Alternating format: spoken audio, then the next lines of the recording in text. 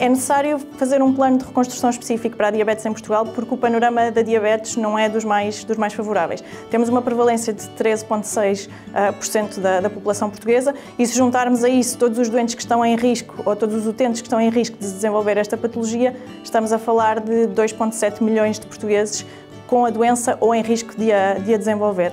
Para além disso, todos os dias 8 pessoas são amputadas por causa da diabetes, 3 perdem a visão e a cada 2 horas uma pessoa morre por causa da diabetes. Por isso, o panorama em si já não é o mais favorável, mas se juntarmos a isso tudo o que são fatores de risco, ou seja, que sabemos que o sedentarismo e a obesidade são fatores de risco, e Portugal é neste momento o segundo país mais sedentário da OCDE e sabemos que 2 em cada 3 portugueses têm excesso de peso ou obesidade. Precisamos de um plano de reconstrução específica para a diabetes em Portugal, porque a diabetes é uma doença muito prevalente no nosso país. Com a curiosidade de apenas termos identificado 55, 56% destes doentes e termos, como se vê, cerca de 45% deles não identificados. Ou seja, esta doença é silenciosa, há uma percentagem de portadores da doença que nós não conhecemos e este esforço do Estado para melhorar não só o tratamento dos diabéticos, mas também para identificar aquela população cuja doença não é clara, não está identificada, é um trabalho muito importante. O diagnóstico do acompanhamento da diabetes nos cuidados de saúde primários teve como base a análise dos dados do bilhete de identidade dos cuidados de saúde primários. Seria expectável que houvesse um aumento do número de casos de diabetes, porque sabemos que durante a pandemia os portugueses pioraram os seus hábitos alimentares e também diminuíram a frequência da atividade física. No entanto, o que os dados nos mostram é que a situação foi exatamente a contrária, ou seja, houve uma diminuição de cerca de 23% na incidência da diabetes e de cerca de 62% na incidência da obesidade. O que isto nos diz tem muito a ver com o acesso aos cuidados de saúde primários. Há 2 indicadores que são muito relevantes para este acompanhamento dos doentes diabéticos nos cuidados de saúde primários.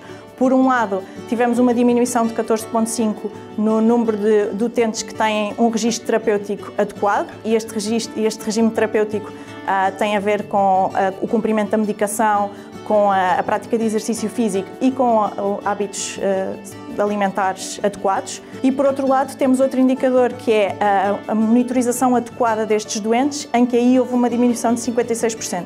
Na base do estudo que nós fizemos sobre a diabetes hospitalar no contexto nacional, esteve a vontade de perceber e comparar como é que esta doença se comportou ao nível hospitalar num processo de redução substancial da atividade hospitalar com a Covid. O que concluímos é que, por um lado, o número de doentes baixou, cerca de 15%, mas o que é facto é que ganhou terreno em relação às outras doenças, ou seja, desceu menos o doente diabético nos hospitais do que nas outras especialidades. E isso veio associado a um aumento da complexidade dos doentes, a um tempo de internamento superior, a uma mortalidade mais elevada e também a um número de doentes com sequelas, designadamente nas amputações pela doença, superiores. Recomendações que resultam de um estudo desta natureza, algumas delas são óbvias. Primeiro, recuperar todo o contingente de doentes que não viu as suas respostas hospitalares dadas neste período, e foram muitos. Houve uma redução, de facto, da procura. Por outro lado, reduzir e voltar a valores anteriores nos níveis de gravidade com que os doentes aparecem nos hospitais.